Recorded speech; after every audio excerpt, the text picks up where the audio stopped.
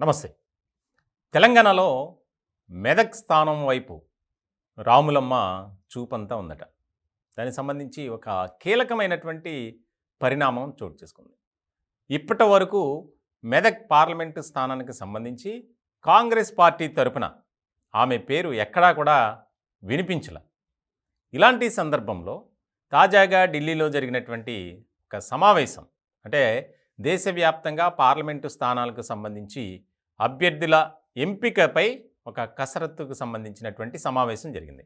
ఆ సమావేశంలో మెదక్ పార్లమెంటు స్థానానికి విజయశాంతి పేరును ప్రస్తావనకు వచ్చిందట. ఇప్పుడు ఇది కీలకమైనటువంటి చర్చగా మారింది తెలంగాణ కాంగ్రెస్ వర్గాల్లో.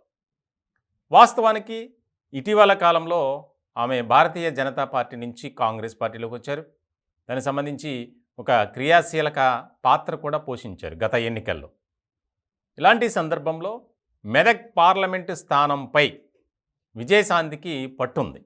వాస్తవానికి 2009లో జరిగినటువంటి అప్పటి ఎన్నికల్లో బీఆర్ఎస్ పార్టీ తరపున పోటీ చేసి విజయం సాధించారు. ఇలాంటి సందర్భంలో ఆమె పార్టీలోకి వచ్చిన తర్వాత కూడా ఒక రకమైనటువంటి సైలెంట్గానే ఉన్నారు. అక్కడక్కడ తిరిగినప్పటికీ అంతగా విజయశాంతి ప్రభావం కనిపించల. ఇలాంటి సందర్భంలో గతంలో కాంగ్రెస్లో పనిచేసినటువంటి సుదీర్ఘమైనటువంటి అనుభవం కలిగినటువంటి వ్యక్తిగా రాములమ్మకు మంచి పేరుంది. ఇలాంటి నేపథ్యంలో చాలా కీలకమైనటువంటి అంశంగా ఇది మారింది. ఎవరు కూడా విజయశాంతి పేరును ప్రస్తావించల రాష్ట్రానికి సంబంధించినటువంటి కాంగ్రెస్ నాయకులు. ఇలాంటి సందర్భంలో ఆమె పేరు ఒక్కసారిగా అక్కడ సమావేశంలో రావటం అనేది తీవ్రమైనటువంటి కలవరం, కలకలం కూడా నెలకొందని చెప్పాలి. ముఖ్యంగా మెదక్ పార్లమెంటు స్థానంలో మైనంపల్లి హనుమంతరావు కూడా ఆయన నాకు అవకాశం ఇవ్వాలని చెప్పి ఒక అభ్యర్థన పెట్టారు. ఇలాంటి సందర్భంలో చాలా కీలకమైనటువంటి అంశాలు వచ్చాయి. 17 పార్లమెంటు స్థానాలకు సంబంధించి దాదాపు 310 అప్లికేషన్స్ వచ్చాయి. గాంధీ భవన్లో ఎవరైతే ఆశావాహులు ఉన్నారో ఆశావాహుల నుంచి అప్లికేషన్స్ తీసుకుంది తెలంగాణ కాంగ్రెస్ పార్టీ. ఇటువంటి సందర్భంలో అప్పుడు కూడా ఎక్కడా కూడా విజయశాంతి నేను పోటీ చేస్తానని చెప్పి కాంగ్రెస్ నాయకులకు చెప్పల. ఇలా ఉంటే ముఖ్యంగా ఎవరైతే రాహుల్ గాంధీ, ప్రియాంక గాంధీ, సోనియా గాంధీ వీరితో ఒక సాన్నిహిత్య సంబంధాలు కలిగి ఉన్నటువంటి వ్యక్తిగా విజయశాంతి ఉన్నారు. ఇలాంటి సందర్భంలో ఢిల్లీలో ఉంటూనే పావులు కదిపారు. ఖచ్చితంగా మెదక్ నుంచి పోటీ చేసే అవకాశం కల్పించమని రాష్ట్ర నాయకులను కాకుండా హైకమాండ్ వైపే చూశారు అనేది కూడా బాగా చర్చ వినిపిస్తుంది.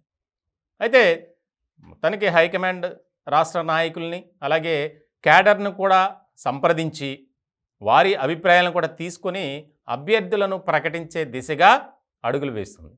ఇలాంటి సందర్భంలో 17 పార్లమెంటు స్థానాలకు సంబంధించి 4 స్థానాలను ప్రకటించారు. అందులో ఒకటి జహీరాబాద్, అక్కడి నుంచి సురేష్ షెట్కార్, ఆయన సీనియర్ కాంగ్రెస్ నాయకులుగా ఉన్నారు ఎప్పటి నుంచో పార్టీలో. అలాగే మహబూబ్ నగర్ వంశీ చంద్రెడ్డి, అట్లాగే నల్గొండ రఘువీర్, మహబూబాబాద్ బలరాం నాయక్. ఈ 4 స్థానాలకు సంబంధించి మొదటి జాబితాలో అనౌన్స్ చేసింది అధిష్టానం.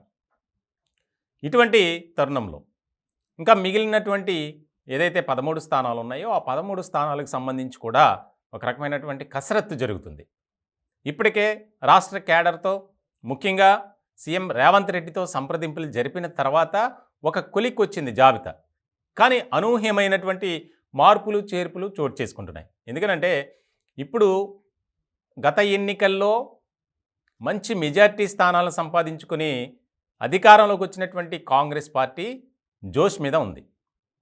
దానికి తగినట్లుగానే బీఆర్ఎస్లో కూడా అనిశ్చితి, అయోమయం, గందరగోళ పరిస్థితులు నెలకొన్నటువంటి తరుణంలో టార్గెట్ 15 అని పెట్టుకున్నారు కాంగ్రెస్ పార్టీ.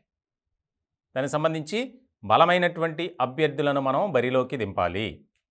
ఆరోపణలు కానీ అవినీతికి సంబంధించినటువంటి వివాదాల్లో కూరుకుపోయినటువంటి వ్యక్తులను మాత్రం మనం ఎట్లా అయినా సరే వాళ్ళని ఎంకరేజ్ చేయకూడదు, యాక్సెప్ట్ చేయకూడదు అనే దానిలోనే దానికి సంబంధించి కసరత్తు కూడా చేసింది.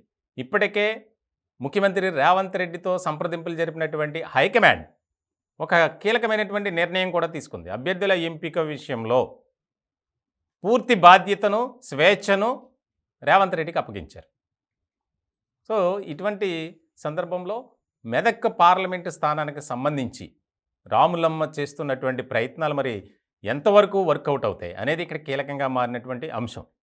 ఎందుకంటే మనం చూస్తున్నాం తాజా రాజకీయ పరిణామాల్లో 2 తెలుగు రాష్ట్రాల్లో అభ్యర్థుల ఎంపిక, అభ్యర్థుల మార్పు చివరి క్షణంలో మారిపోతున్నాయి. వేగంగా పరిణామాలు చోటు చేసుకుంటున్నాయి. ఆంధ్రప్రదేశ్లో అలాగే ఉంది, తెలంగాణలో కూడా అలాగే ఉంది. ఇలాంటి సందర్భంలో మెదక్ పార్లమెంటు స్థానానికి సంబంధించి ఒక రకమైనటువంటి నిర్ణయం తీసుకోబోతుంది హైకమాండ్. మరి విజయశాంతికి అవకాశం దక్కుతుందా లేదా అనేది మరికొద్ది గంటల్లోనే ఆ సస్పెన్స్కు తెరపడే అవకాశాలు స్పష్టంగా కనిపిస్తున్నాయి.